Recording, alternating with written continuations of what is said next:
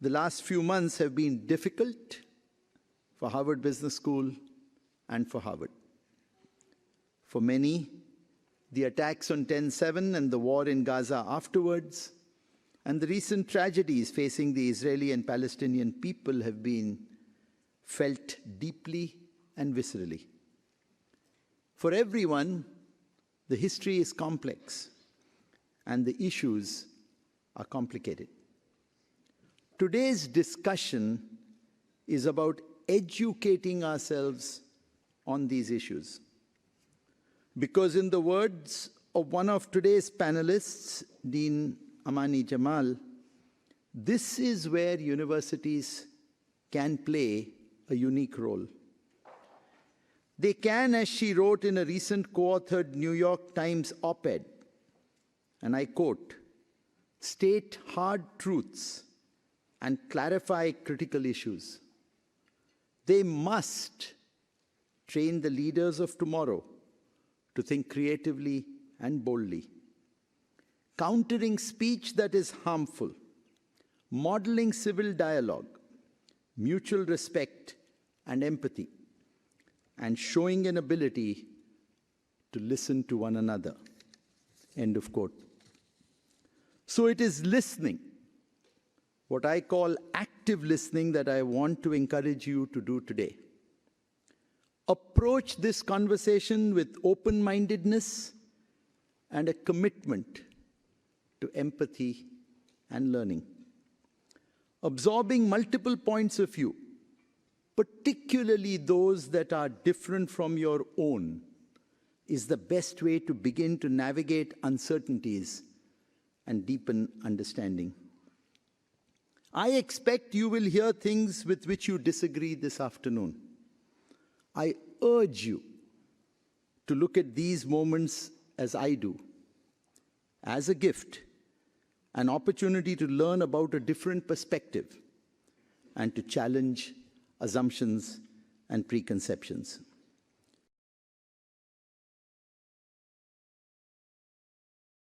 And I thought I would start by trying to get our panel to help us pick through some of these accounts, to figure out how we can come to our own considered view of the events of October 7th and what has come since. So there can't be any reasonable disagreement about that what happened on October 7th was deeply inhuman and unjustifiable.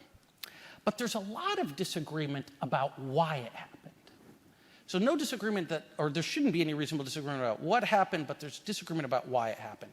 I was listening to the podcaster Sam Harris the other day, and Sam Harris said, look, this is very simple. You know, people like who have PhDs overly complicate it. What we observed on October 7th, these atrocities, were the direct and straightforward result of a radical jihadist ideology. Okay. Now others, you know, who aren't seeking to justify what happened will say, well, that's overly simplistic, and that really what happened is a straightforward result of 16 years of siege of Gaza and 56 years of occupation. So we have these two narratives. How do we figure out which of them is right, or are they both wrong? You know, I think we don't want to oversimplify on either side, right? So let's just look at what was the status of the conflict before October 7th, right? So you have the Gaza Strip. It's been under siege for 16 years. We know that the living conditions in Gaza are very extraordinarily difficult. We were surveying, Khalil is our partner on the Arab Barometer, we were surveying on the West Bank and Gaza right before October 7th. And literally what we found within that 3-week period before October 7th is that 75% of Gazans said that they couldn't afford to feed their families in the 30 days before, in the last month. So that's 3 out of every 4 Gazans basically struggling to feed their children. Gaza is a densely populated area. It is locked. It does not control its water, does not control its electricity, it does not control its Wi-Fi. The entire strip is controlled by Israel, more or less. It also relies on about anywhere between 300 to 400 trucks of aid per day.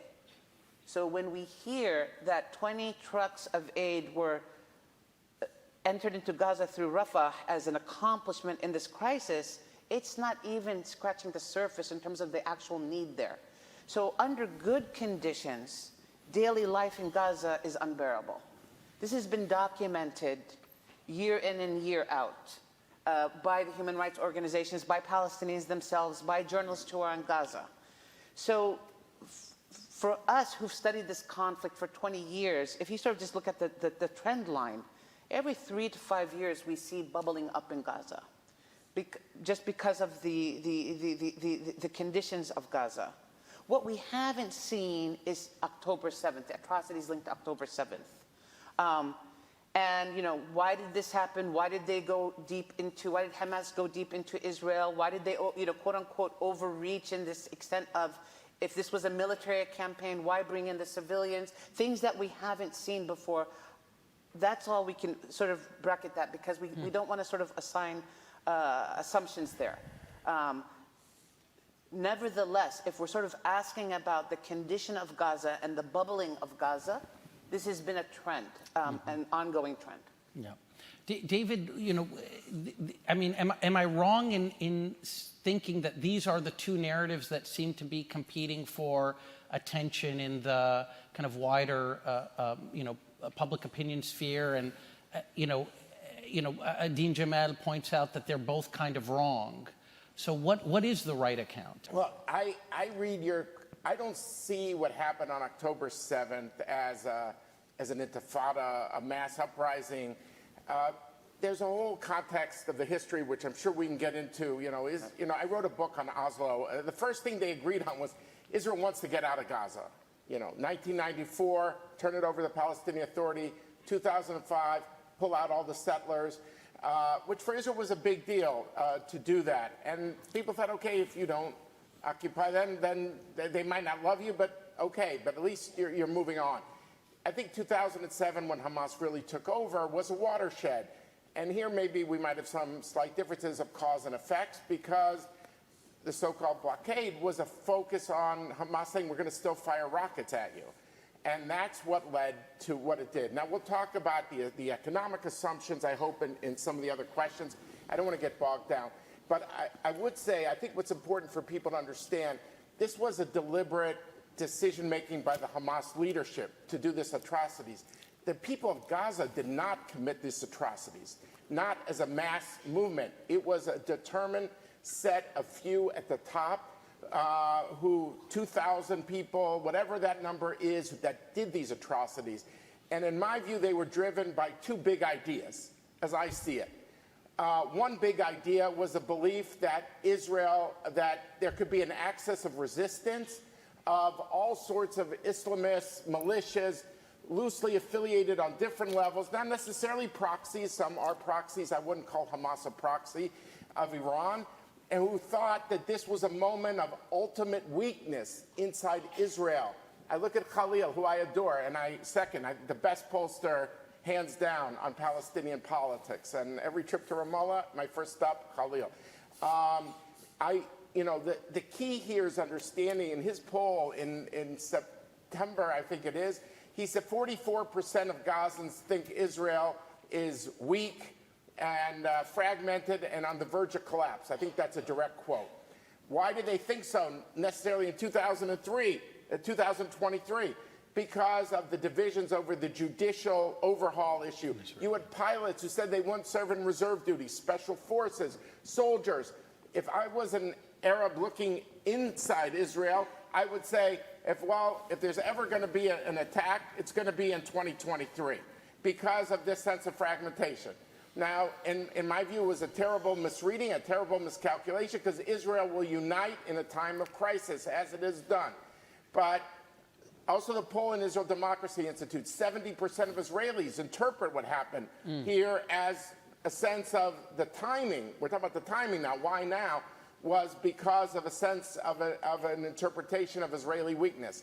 If you look at Mohammed Def, the Hamas commander, what he says the day of the 7th, this is the time for all the axis of resistance to join the fight.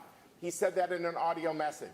On October 15th, Abu Marzouk, Khalid Mashal goes on television and says, basically, Hezbollah, what you've done is nice, but not enough. The battle requires more. There's a sense of disdain that here we're doing it. Where is everybody? We thought we were doing it for the whole axis, and none of you guys are shown up. Yeah. So that's, I think, reason one. The second reason I would give that I see, and everyone I know, I talk to in the Arab world, Israel, the White House, the State Department, they all believe this, is that this was an effort to thwart a mega deal of the United States, led by the Biden administration, with Saudi Arabia, which would be what I call a mega deal, a U.S.-Saudi defense treaty, but part of that deal to get two-thirds of the Senate for an actual treaty, which requires two-thirds, was a Saudi-Israeli normalization. Now, if you're a rejectionist group like Hamas, you might say, if the Saudis make peace with Israel, now that Egypt has done it, Jordan has done it, the United Arab Emirates has done it. There's also been other countries, Morocco, Bahrain, but those are the key ones. If Saudi does it, it's game over. Yeah.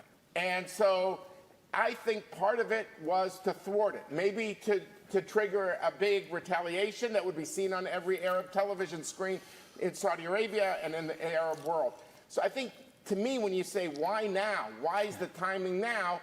I would say this was a deliberate decision of Hamas, looking both internally inside Israel and looking at the Biden administration's priorities for a major regional initiative that was going to be its signature policy and going on now in the coming months. Okay, so that's very helpful in terms of trying to understand Hamas's decision-making at this particular moment. I kind of think that my question is a little bit, maybe even a little bit more basic than that. Where I'm trying to understand is if the state that this conflict is in right now was inevitable, right? Because both of these narratives kind of suggest, one of them suggests that as long as you have Hamas, this is the kind of thing that will happen because it is just hell-bent on killing Jews or eliminating the state of Israel. And then there's another account that's basically saying, actually, the whole reason that Hamas is behaving this way, the whole reason that we're in the situation that we're in is because of a set of policies over the last 16, over the last 50 years, whatever, that, not just immiserate Palestinians, as Professor Jamal has pointed out, but maybe even undermine moderates and allow radicals like Hamas to get the upper hand. So I guess that's the question I think lots of people who are reading this, lots of my students, these are the accounts that they're trying to grapple with. Khalil Shiqaqi, can you help us, adjudicate between them? Sure, I can try. I think there are three questions here. One is the overall environment. Was this overall environment leading in this direction or not? The second is the Hamas decision-making. And the third is the timing. These are three separate issues, but perhaps the most fundamental is the first. I'll quote the Jordanian foreign minister who said, Hamas did not invent the conflict invented Hamas. Since the Oslo process started, we have seen Israelis and Palestinians trying to reach an end to the conflict, a two-state solution. The current Israeli government, led by Netanyahu, is the same government that has been trying for most of the last 16 years to create conditions or to support conditions that have essentially prevented any progress in that direction. Hamas was very instrumental in providing that kind of environment. The Palestinian division means there is no serious discussion about a two-state solution or ending the conflict. And so Israel and Hamas found themselves in the same bed for the last 16 years. Hamas has been nourished by this logic, the logic of how to prevent a two-state solution from coming about. That is why Hamas became stronger and stronger, because the Netanyahu governments have done their best to make sure that the Palestinians remain divided and that there is no serious discussion about ending the Israeli occupation. This is the source of all evil in this whole story, that there is occupation that we are not able to get rid of, and the Palestinians want to get rid of that. But then there is Hamas decision-making. The Hamas decision-making cannot be read without looking at the history of these 16 years. What has Hamas been trying to do during these 16 years? We can't just look at what Hamas is saying today, as you have done, David, as an explanation for their behavior. We have already 16 years of their control over Gaza, in which we can see what direction they have been trying to find a solution to their own predicament. They have been in Gaza since 2007, controlling Gaza. They took over Gaza violently from the Palestinian Authority. But since then, they've been trying to figure out a way out, an exit for them out of the predicament they put themselves in. And the initial impulse was to have a mini-state in Gaza of their own for the time being, and that state of a mini-state would have access through Egypt. This is why they had hundreds of tunnels underneath Egypt, underneath the Gaza-Egypt borders, so that they can have a kind of political economy that can sustain that kind of outcome, a mini-state in Gaza. That's what they have done between 2007 and 2014. In 2014, with Sisi in power, Sisi closed down 99% of the tunnels that the previous regime or regimes allowed in place. With that completely destroyed, the idea of a mini-state was destroyed. And the Hamas started to look for an alternative strategy. The alternative exit for them was through going back to the Palestinian Authority, allowing the reunification of the West Bank and Gaza. And now we have a period between 2014 all the way until 2021 with new Hamas leaderships that have in fact done everything in its power to give the Palestinian Authority everything the Palestinian Authority asked for so that the West Bank and Gaza can be reunified. Sinwar, the man who led this last offensive, is the man who gave Abbas, the president of the Palestinian Authority, everything that Abbas wanted so that he could reunify the West Bank and Gaza, and Abbas failed. In April 2021, Abbas canceled the elections that were Sinwar's means of getting to the reunification so that Hamas can be reintegrated once again into the Palestinian formal political process. That was Sinwar's way out. That was different from those who actually carried out the violent takeover of Gaza, whose goal was a mini-state in Gaza through Egypt. Abbas destroyed that option. Sisi destroyed the first, and it was Abbas who destroyed the second. Between 2021 all the way until October the 6th, Sinwar's eyes looked at Netanyahu and Israel. And not just Netanyahu, but also the two previous prime ministers before Netanyahu, Lapid and Bennett, for a third exit. And the third exit was to go back to the idea of a mini-state that now Hamas has come to the conclusion that Abbas cannot be trusted and he is not going to allow the reunification of the West Bank and Gaza. They have to have their own mini-state in Gaza. But instead of Egypt being the exit, Netanyahu and Israel became the exit. That Israel would offer them an end to the siege and blockade in return for allowing Hamas to control Gaza and maintain security for Gazans and for Israelis. This is the deal that previous Israeli government have been trying to reach with Hamas that I think have gained significant grounds starting with late 21.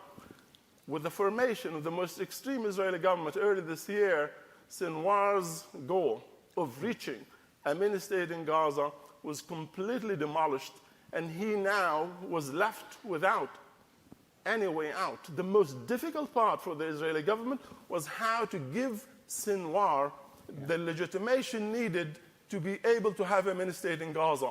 And that legitimation was a huge success in releasing Palestinian prisoners.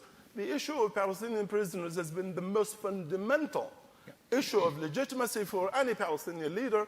That's what Sinwar wanted. He could not get that with the kind of prisoners he had before October 7.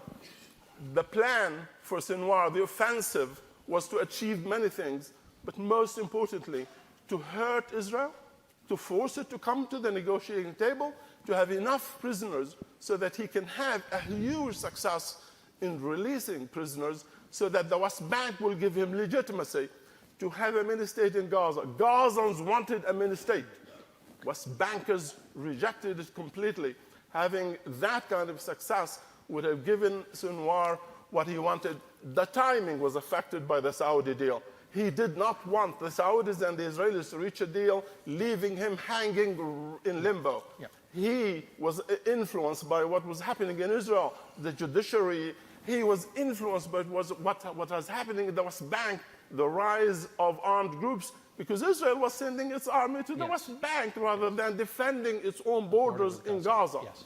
That is the timing, but it has nothing to do with the fundamental goals of what Hamas has been trying to do for 16 years. So that's really very important, because you've offered a narrative of Hamas basically as a rational actor whose goal is to try to set up a mini-state in Gaza and having the door slammed shut by the Egyptians. Israel treated it exactly like that for 16 years. This is not a new narrative. This is how Israel dealt with Hamas for 16 years. Yeah. Shai, is that, do you sign on to the narrative or the analysis offered by your co-author? You put me on the spot here.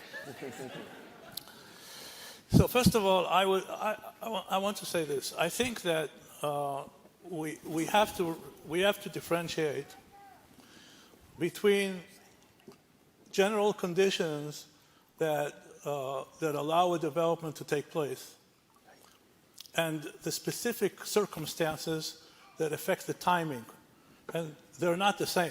Right. I think that, put it this way, Israel's position on Hamas is, and by the way, I could proceed everything I say by saying I agree with my first three panelists. I think every one of them had a piece of the truth. But the problem is that this is a very complex story, and it's not very easy to basically identify which parts are, or at least which parts I agree with and which not. I think that it goes back to your first two narratives. You cannot look at this without giving at least some weight to the fact that Israel was dealing with a neighbor that ideologically was committed to Israel's destruction. And it never changed its narrative. It's not the PLO. The PLO gradually from 1974 through the phase plan to 1988, the Declaration of Independence, then Oslo, it gradually changed its narrative. And it made the relationship between the Palestinians, led by the PLO, and Israel no longer a zero-sum game. Hamas has never gone through this same journey. And the problem is that Israel weighed then all these issues regarding, for example, the so-called siege. Israel weighed this issue of siege through this prism of the fact that it landed with a neighbor, and I'll get to whether that neighbor also was a convenient tool for a certain narrative in Israel, but a neighbor that was committed to Israel's destruction.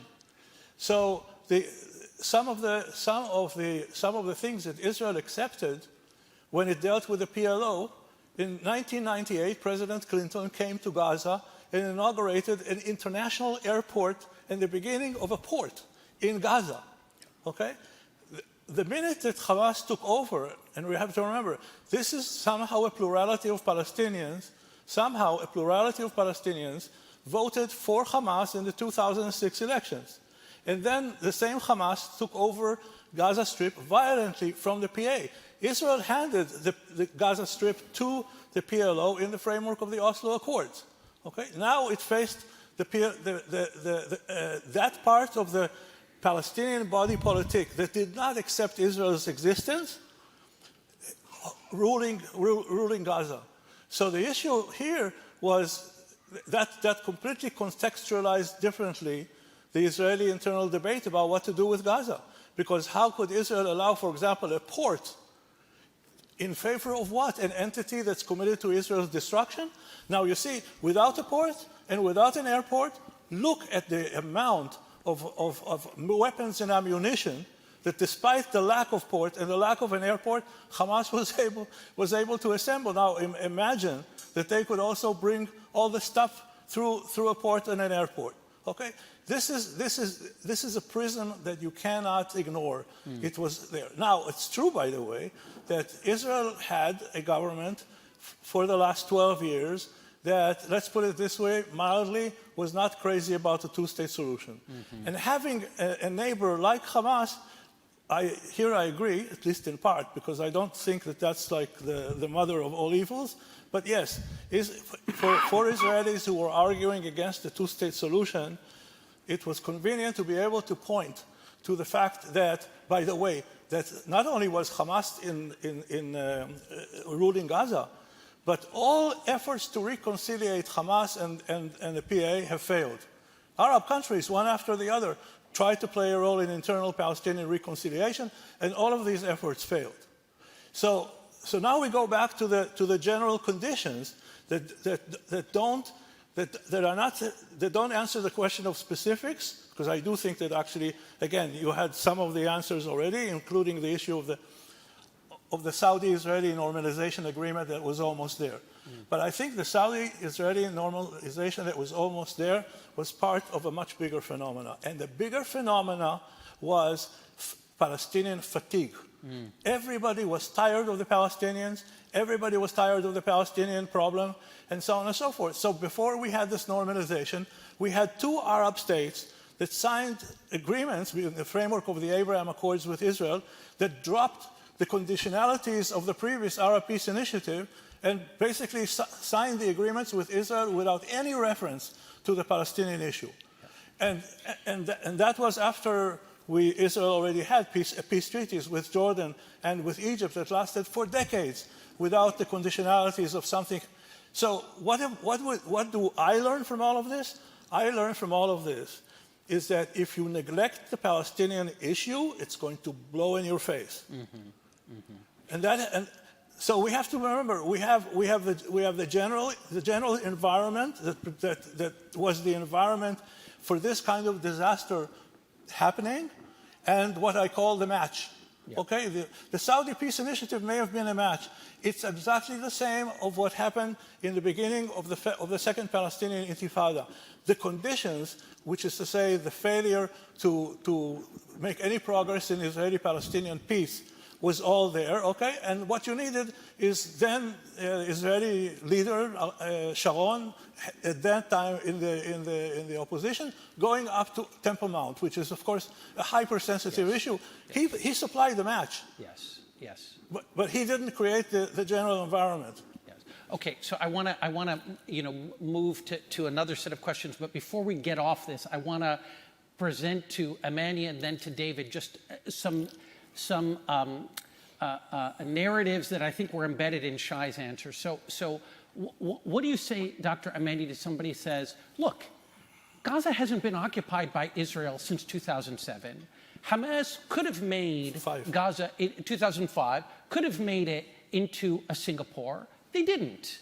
And instead, what did they do? They invested in rockets that they could lob at Israel. Isn't that a pretty good illustration of what this movement is about? Yeah, well, so let me sort of break down a few things. Yeah. I didn't talk as long as everybody else, so just give me some breathing room here. 100%. So first of all, I want to talk But you were much better than us. I know, well, I mean, no. The siege, right? I mean, the logic behind the siege is basically a security argument for Israel. I think that argument has fallen on its face. The siege can last, it can be economically strangling. Those weapons are still coming in, those missiles. We're seeing in Gaza things that were beyond the imagination, right? Drones, paragliders, whatever. I mean, I never studied war and the bombs or oil. I'm like civic engagement, democratization type of person. But what we're seeing, for somebody who studied Palestinian civil society, we've never seen this level of sophisticated weaponry and missiles and launchers everywhere and tank things that blow up tanks. So the siege is not working. So then the question is, why is this population of 2.2 million people, 2.3 million people under economic siege? You cannot develop Gaza into a Dubai or Singapore under the conditions of the siege. So that's first. And we can come back and talk about this in a little bit more detail. But I want to talk about two other things, just in terms of keeping the debate going. The West Bank. I'm from the West Bank. And in 1989, we, the Palestinians, we denounced terrorism, we recognized the state of Israel, and we entered into a peace process that should have resulted in a two-state solution. The Palestinian Authority was created to honor that peace agreement. Fast forward, almost quarter of a century later, on the West Bank, we had, at the eve of Oslo, we had 100,000 settlers on the West Bank. Today we have 750,000. At a population of 2.5 million, about a third of the population on the West Bank right now are Israeli settlers that are armed. You know, I just talked to my mom, and she's like, Mom, the settlers are just coming around and destroying everybody's homes in the Palestinian territories. So while, and people say Israel, Israel, I just, you know, as somebody has always heard people say, oh, all the Muslims and all the Palestinians. No, the Benjamin Netanyahu government, we had an Israeli left and an Israeli peace camp that worked with the Palestinians to advance the Oslo Accords. So it's not all of Israel. And Shai is one of them on the Israeli side. It is Benjamin Netanyahu. I'm nostalgic for the peace process. And I was watching Shattered Dreams, you know, about the failure of the talks the other day. It's online, it's free, watch it. But one of the common features in that documentary about the destruction of the peace process is Benjamin Netanyahu, since 2002, coming to the stage and basically saying, we don't want peace with the Palestinians. We can accomplish our goals on the West Bank, give them Area A, which are like little enclaves, and we can expand the settlements on the West Bank. As a Palestinian, when I go home every summer, I'll tell you the West Bank has shrunk. If you haven't been to the West Bank, it's probably not the best time to go now, but look at the satellite imagery. So when we even want to even, you know, you sort of say Hamas did not denounce terrorism, did not recognize Israel. Like, has anybody, like, what Hamas has done repeatedly is make fun of the Palestinian Authority as like the losers and the sellouts and the weaklings, because they did what the international community asked them to do, the civilized thing, which is recognize Israel, denounce terrorism, demilitarize, and still nothing. Who let's just forget about Israel right now, and there's an Israeli left that has also been sort of pushed aside by what's going on. We have a leader in Israel who is trying to reverse democracy so that people cannot really express their opinions. There are protests in Tel Aviv by Israelis calling for Benjamin Netanyahu to step down, but also the end of the atrocities in Gaza. So this is much more complicated. It's not like, oh, we're black and white here, or here and there. There was a peace camp of Israelis and Palestinians working together that was sabotaged by the right wings on both. Hamas on the one hand, but with all due respect, the right wing Netanyahu coalition right now that is calling for the eradication of Arabs from the West Bank and Gaza is also sort of not recognizing Palestinians' right to exist, Palestinian human rights, Palestinians' rights to stay on the land. We're in a moment in our history, when you ask about how we got to October 7th, look who's dominating the conflict. Now back to the West Bank. Mahmoud Abbas, we have not seen Palestinian elections since 2006. Why? Because there's this fear that Mahmoud Abbas will lose. That is another authoritarian government. There were negotiations to bring in Hamas into the fold of the Palestinian Authority, where it would have to honor the agreements of the Palestinian Authority. Khalid didn't mention this part, which means that they would have to subscribe to denouncing terrorism and recognizing Israel de facto by participating in the Palestinian Authority coalition. Is this correct? Or there was willingness for them to be subsumed under that Palestinian Authority agreement. We can come back to the details of that. Yeah. But that did not move forward because Mahmoud Abbas did not want to include Hamas, which also talks about the lack of Palestinian elections and authoritarianism. But finally, this idea that everybody was fatigued about the Palestinian cause. I think Arab leaders are fatigued, Arab authoritarian leaders. But there was no intifada, there was no conflict when the World Cup was held in Qatar this summer, or sorry, last winter. All of a sudden, we saw things, all of a sudden, Morocco would score a goal and the crowds would step up and start singing for Palestine. There was no conflict. Any Arab country that played well, the crowd would step up and start chanting for Palestine. It was basically on a world stage where authoritarian governments weren't limiting what citizens can say and talk about. There's a lot, our public opinion polls have shown consecutively that there's a lot of support for the Palestinian cause. Finally, and think about October 7th, let's go back to the West Bank for a moment. This whole idea, and I'm not for right or wrong, I'm just trying to contextualize what's going on.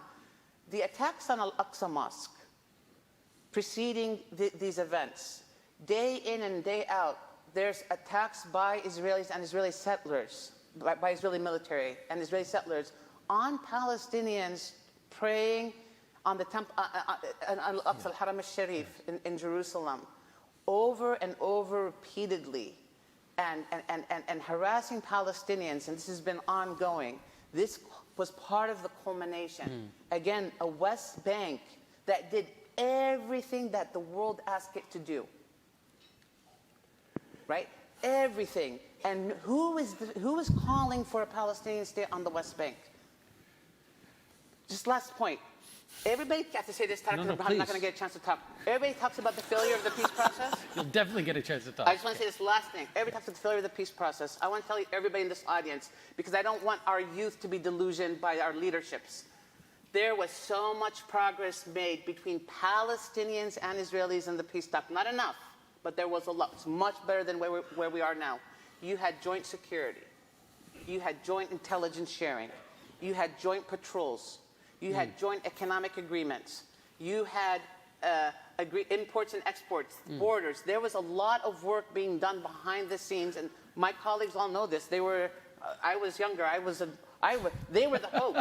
They were giving us the hope of the future. And then they came to Camp David. They couldn't finalize the deal over some important details around Jerusalem.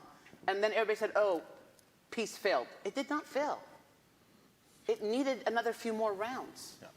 And nobody came back to bring those groups back together.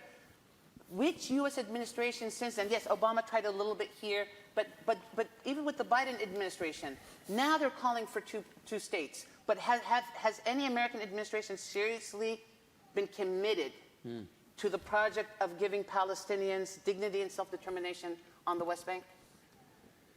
That's an important question that we should all talk about. David, so I want to note two things. I have 7 more minutes for the part of this where we get to talk, and I have 17 more questions, which I will not ask. But David, I want to get you to respond to something that appeared both in Shai's answer and in Amani's answer, which is really that we have to blame, or there has to be a reckoning with the conduct of the Netanyahu government that may have kept Hamas in power. So there was a story in Haaretz by Adam Raz last month. He says, for 14 years, Netanyahu's policy was to keep Hamas in power.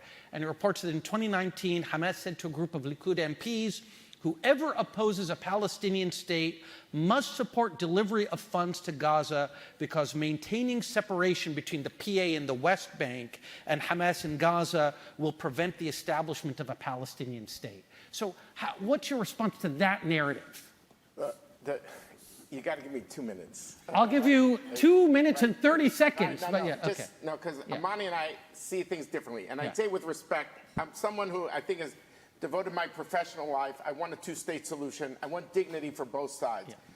Where I think the narratives are going to diverge, and I think it's important that people understand to add to your layer of complexity and to make it challenging for these students who are listening and trying to absorb this, is for the United States, there were 3 mega efforts to end this conflict, not to manage it, not stabilize it, end it. And it was Clinton at Camp David in the 6 months of 2000. There was an effort of Condoleezza Rice in 2007 and 8. And there was an effort I was a part of in the Obama administration under Secretary of State Kerry, where we devoted 9 months to a lot of these details. And I think that if you don't understand how the U.S. wanted to end the conflict and had the Israeli governments with us, by the way, in this regard, then you're missing it. We lost the Israeli peace camp not because they fell out of the wrong side of the bed, but between 2000 and 2004, the intifadas, where you had over 100 suicide bombs. And by the way, Palestinians were killed too. David, if I may, but that was 20 years ago. No, ma'am. 20 years, that's 2 decades. I'm not, we it have doesn't to end revive. there. No, I agree. But I'm saying was where we lost the peace camp, where the train went off the rails, was they said, look, Ehud Barak and all the Clinton, these were efforts to end this conflict. And then you had over all these suicide bombings, and the peace camp was never revived after 4 years of a second intifada. The intifada was devastating. But we kept trying anyway.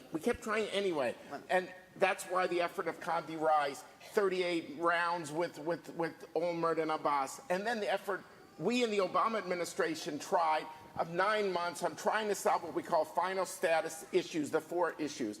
And, I remember Abbas, March 17th, 2014, I'll never forget this day for the rest of my life because he promised our president, President Obama, I'll get you an answer. I know you've worked very hard on this, Mr. President. Give me a week. I'll get back to you. All right? And so it's not exactly accurate. We never got an answer to any of this. The problem with Bibi was with 2019, and I'm sorry to all these dates because this is not ancient history, 2019. Right. What you had was... They're much younger than we are. Okay, so, they're younger. Okay. But in 2019, basically the UN, working with the Qataris and the Egyptians and the United States and Israel, was trying to say, look, nobody is offering money to Gaza. Here, the Qataris are willing to do it, $30 million. It's going for food stamps for the UN World Food Program. It's going for a power plant. It's going for fuel.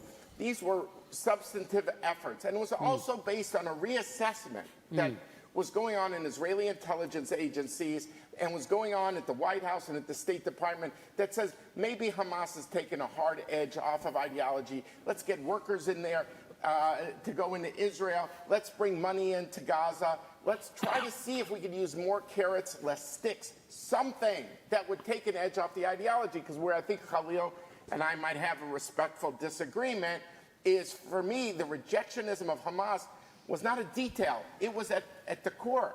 I mean, when basically you have Marzouk going on Russian TV saying, I don't have to build shelters, that's not my job, I build tunnels for our fighters. Or, Achia going to the New York Times this month saying, our job, we didn't do this for economics, we don't accept Israel under any borders. So, I mean, there's a real problem of the rejectionism. It is at the center. They're not trying to get a two-state, a mini-state. That was the hope, that was the assumption of the last several years that economics could have an impact. And sadly, a lot of the workers that went in were the people that gave details on where to massacre people. It's such a terrible tragedy. And I'm not saying they were all Hamas agents. I'm saying maybe Hamas squeezed these 17,000 workers. Here, this one is children, this has cats, this has dogs, the kids live in this room, kill here. So, I mean, it was a very difficult thing. Is Bibi absolved? No, he's not absolved. That's also part of the reality. But there was an effort after 4 rounds of 2008, 2009, 2012, 2014, 2021 of active fighting of Hamas There was an active effort to see maybe economics could somehow jumpstart this. And then you have the Bibi factor from 2019, where he said, you know what, let some of it come in suitcases. Because he was facing an election. There were 4 elections in a row. And he was using that moment to try to buy quiet from Hamas. And there's where I blame him. Because I think the UN food program idea then got diverted into suitcases directly for Hamas. Is Bibi the root cause of this? No way. No way. He's 5% of this. But it's a 5% that has to be fixed. And it's a 5% that has to be addressed to give hope for 2 states. When this war is over, so we have dignity for both sides. So I want to take questions from the audience, but I wanted to get to the second part of tonight's agenda, which is to talk about ways out. Okay, so we are now facing a humanitarian crisis of extraordinary proportions. What is happening in Gaza right now, by some accounts, if you believe the Gazan Ministry of Health, you know, it's by at least their measure, more Gazan civilians have been killed in the last 6 weeks than Ukrainian civilians have been killed since February 2022. I know people can argue about that number. Nobody will argue that a lot of civilians are not dying. So the question is, how do we get out of this? And I guess for you, Shai Feldman, I would ask, what does success look like for the Netanyahu government in this campaign? And then what ideas do we have for how we get out of this? In 30 seconds. So the Netanyahu government is very, very, very clear about what its objectives now are. And the first one is eradicating Hamas's fighting capability and governing capacity. That's one. And B is freeing the 239 hostages that Hamas is still holding. These are the 2 objectives of this operation. What does it mean now for the next weeks or so?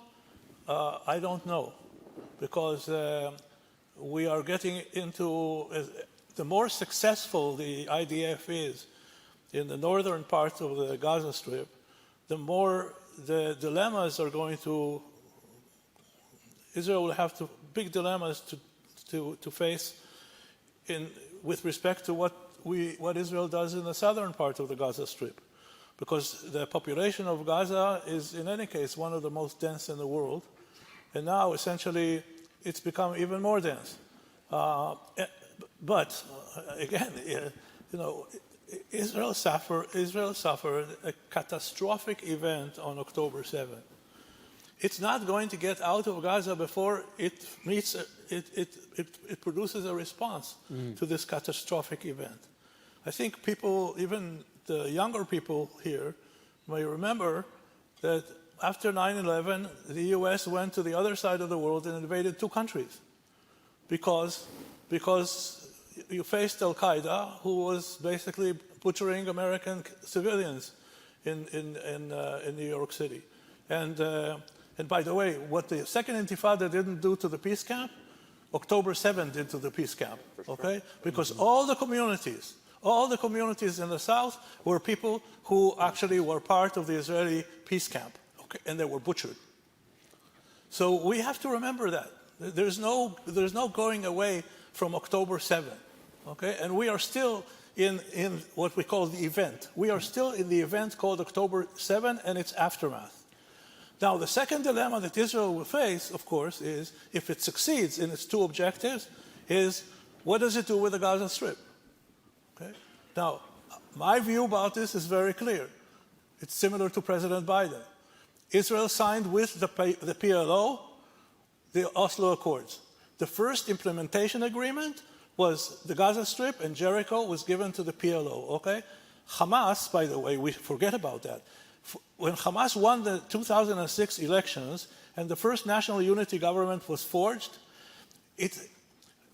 the European Union basically presented the 3 preconditions. Hamas refused all of them.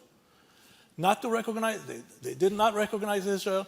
They didn't sign they were not willing to, and they were not willing to accept the agreements that the PLO signed before them. Okay, so this didn't start afterwards. Now, if Hamas, by the way, had a strategy in 2006 of wanting a Palestinian state, they had an option, and the option was because remember that when Israel withdrew from the Gaza Strip in 2005, Israel withdrew not only from Gaza but from 4 settlements in the northern part of the West Bank. Did that change the situation in the West Bank? No. Why did Sharon do it? To signal to the other side, this is not Gaza first and last. We will disengage from the West Bank. But for that, Hamas had influence on the Israeli learning curve. Yeah. And instead of saying, okay, now let's teach the Israelis that they can safely withdraw, okay, as long as we get our Palestinian state.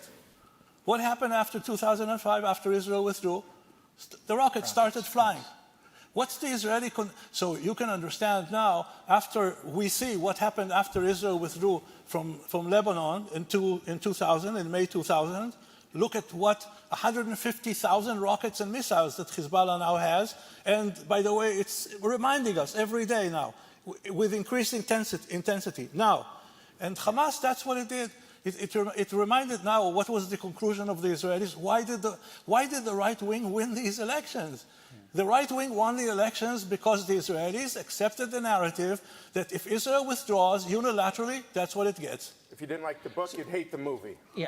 Well, no, also, please. really quick. And Hamas won because what part of the platform was because of the failure of the peace process to produce results on the ground as well, right? So the failure of and the it peace also process, won because of the corruption of the Palestinian Authority. But we can't solve everybody's problems. But the problem is that the failure of the peace process has emboldened both the right wing and Hamas. Yeah. So we're in October 7th, 100%, but this has been decades in the making. That's what I'm trying to say.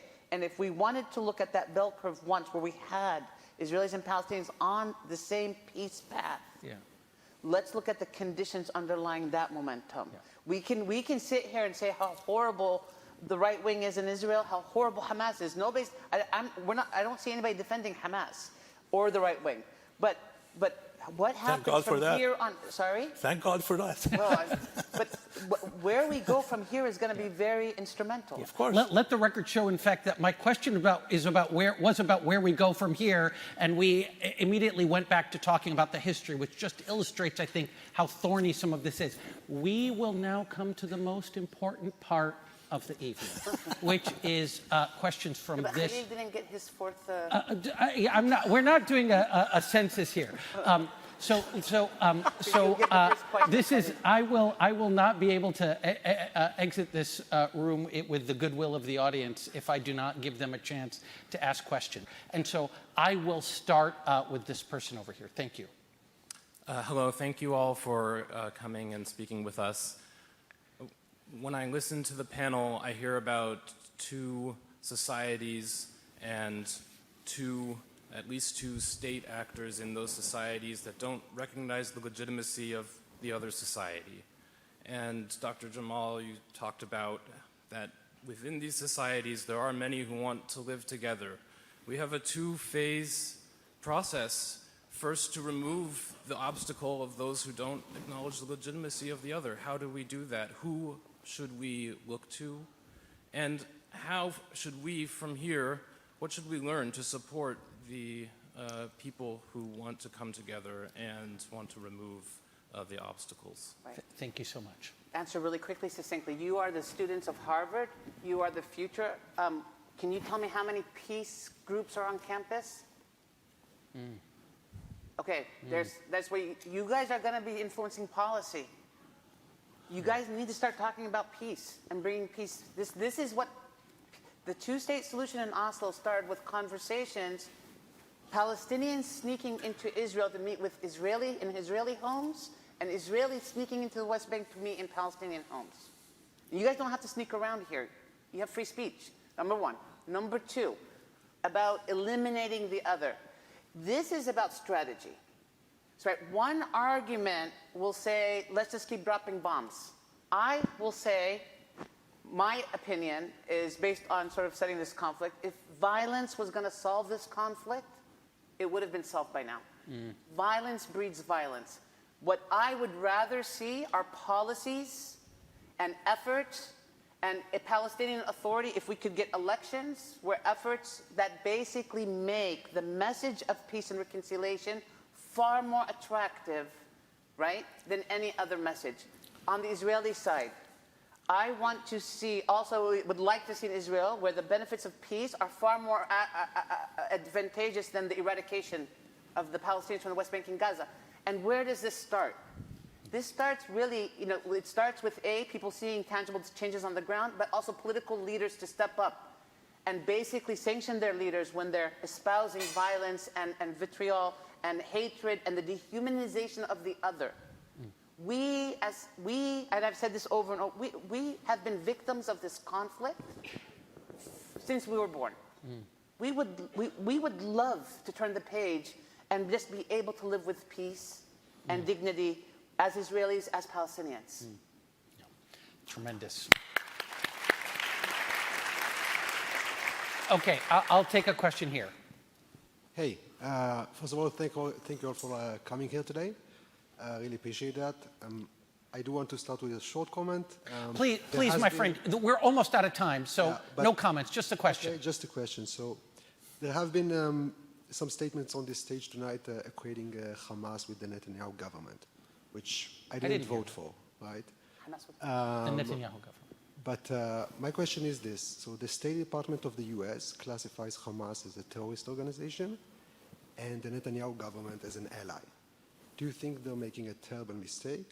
And that's for So I won't Jamal disagree with you. and Hamas is a terrorist rest. organization. I'm not defending, nobody's defending Hamas. I'm just saying that you have a right-wing government in Israel that is also calling for the eradication of Palestinians on the West Bank and Gaza. So I'm not saying they're equitable. Yeah. Hamas is a terrorist group. Let's not debate about that. But but you can't have a ruling coalition that has people advocating for the killing of Arabs on the West Bank and Gaza as well.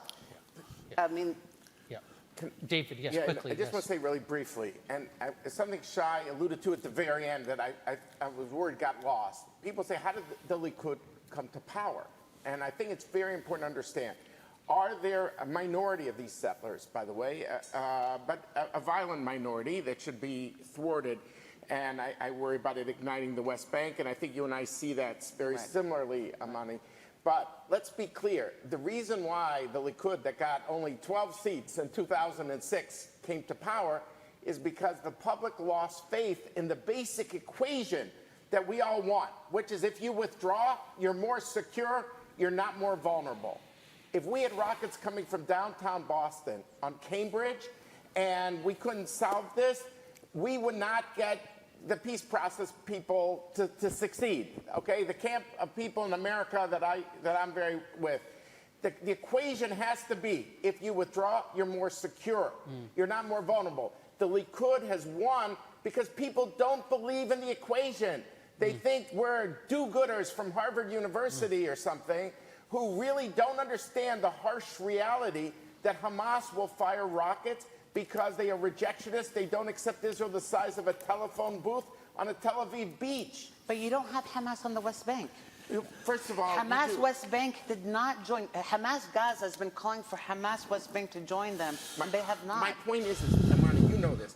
2005, when Israel pulled out. No, we had the right-wing radicals who did suicide. I'm not going to argue about the history. But I am going to disagree with you, David, as a colleague, and I'm worried. I'll be honest with you. When our policymakers are saying it's a fait accompli, there was this moment in peace, and we're never going back to it because you had these suicide bombers who we denounce as terrorists. And the stories the opposite. No, you want to contextualize right-wing extremism in Israel, but you don't want to then understand then how this also contributed to the extremists in Palestine. What I'm trying to say, we need now leaders to say our youth. Of course. 50% of Palestinians in the West Bank and Gaza were not born before, were born after the 2006 elections. We keep saying the 2006 elections, 50% were born after that election. Let's give the children of Israel and Palestine a better future. Let's get over. Yes, I agree. Okay. We agree on that. But we don't want everybody keeps saying, well, we did everything and they did. I said we got to keep trying for two states. We should never give up because we want dignity for both. But we just have to realize that we should not demonize half of the Israeli public. No, we're not. Okay, We're demanding. Is it legitimate to say that people in the Israeli coalition government? Yes, those The people. moderator is losing call control for of this the panel. killing and eradication of Arabs. Okay, the moderator is losing control of this panel, and he would like to reassert it. Okay, this is a great debate, and I would love it to keep happening. It's just I want to get to as many questions Khalil as has we not said can. anything. I know, Khalil is shy. Okay, please. Thank you all for your Brief time. My name is Adam Schneider. I'm a joint degree law and Kennedy School student. So after this war ends and the dust settles, and God willingly soon, there's going to be another push for peace. Israel will hold elections, and almost certainly we'll have new leadership. But I think there's a real question of legitimacy right now for Palestinian Authority leadership coming to those, future peace negotiations. Boston, the 18th year of a 4-year term, Yeah. he doesn't have much legitimacy outside of Ramallah. What steps can the international community take to help restore PA legitimacy? And if there's an election, how do we address concerns that a repeat of 06 won't happen? Yep. And a group like Hamas or worse could come to power? That's a great question. I'd love Khalil to address that. Who told you Abbas has legitimacy in Ramallah? That's news to me.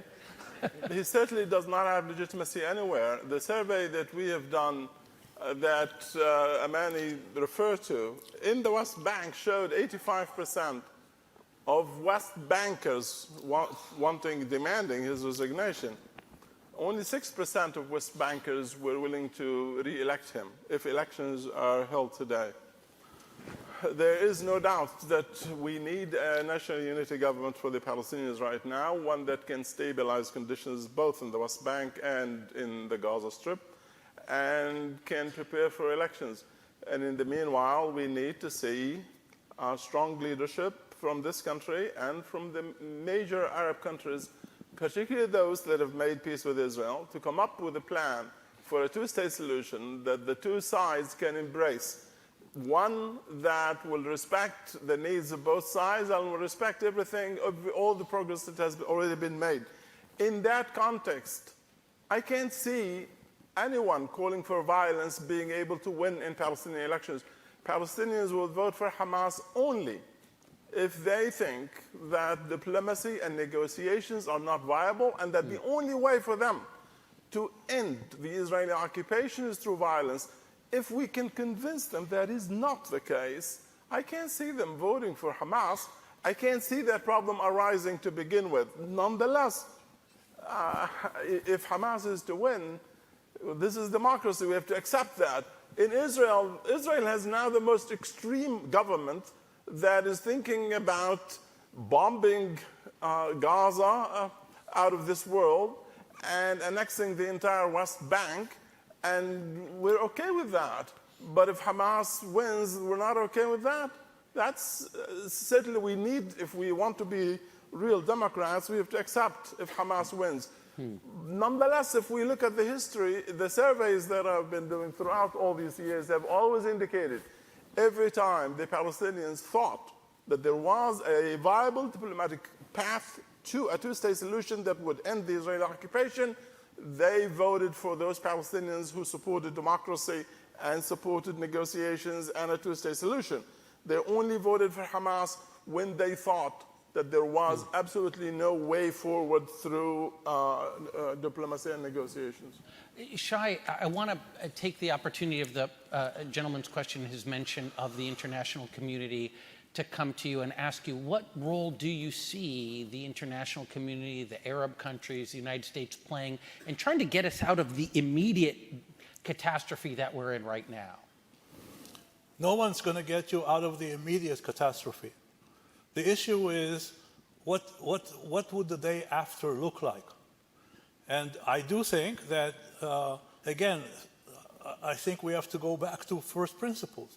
The first principle was Israel signed an agreement with the Palestinian Liberation Organization after Israel regarded that organization for decades as a terrorist organization. But it recognized the fact that the PLO went through certain changes and became a partner, and even Prime Minister Netanyahu when right at the end of one of those negotiation episodes called the Wye River negotiations in '98, there was a ceremony in the White House, and Prime Minister Netanyahu called Arafat my partner.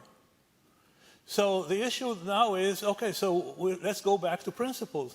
Israel agreed to hand the Palestinians gradually control over the Palestinian territories. The PLO was decided by the Arab League in 1974 as the only legitimate voice of the Palestinian people. Okay, now what does it take? Something very bad happened to the PA through these years, as Khalil is better than anybody to describe what happened there. Okay, so they can't take over right now. They can't take over because they're not legitimate and because they have no power. So the issue is it possible for, again, a coalition of countries that have some kind of a track record in relations with Israel, whether it's Egypt and Jordan and the 4 Abraham Accords countries and Saudi Arabia that was almost on the verge of normalization, to say, okay, we, for a certain period, we do 2 things. Number 1, we take over Gaza. And number 2, we will fill the shopping list of what does it take to strengthen the PA with an agreed upon timetable, after which there'll be elections, they'll elect their leaders, and so on and so forth. I want to say only one more thing about what does it take, because I think we kind of a little bit diverted.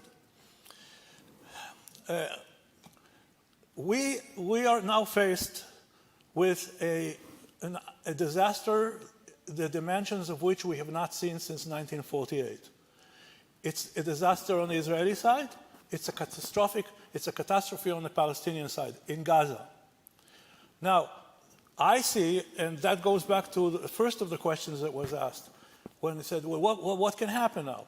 I can see, because Israel, again, with all the criticism that can be leveled against Israeli policy and Israeli leaders and so on and so forth, I can tell you that I'll race with anybody in this auditorium as to in the sport of criticizing the Israeli government.